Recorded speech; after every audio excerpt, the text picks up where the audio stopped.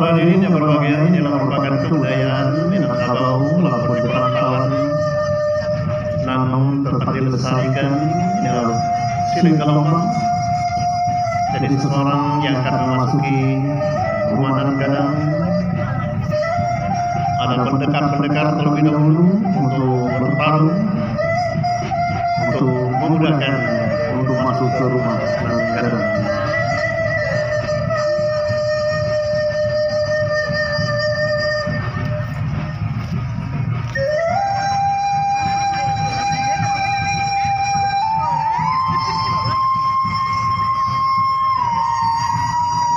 Manu selalu dunia mama ulang gadang bahasa batua. Alim ulama jadi pandai sudah bintang dalam negari. Ayam butuh kakak juga ku salatu sanak saudara baik pun sahabat kesadui. Di hari salinan tu hari nanti hari termulia rasul di padang rajo-rajo rasul di doa wali. Turun mereka ke bumi sanang hati dunia jebuntu salatu sanak saudara. Dan marah punai Allah hati.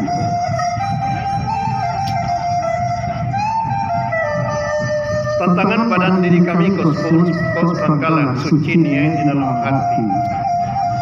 Pada waktu sana nanti sampai datang kami sampaikan. Masuklah ke dalam rumah, saruh di laman sapu nanti pintu terbuka. Di dalam penyebutan kami kurang tarating jempurena.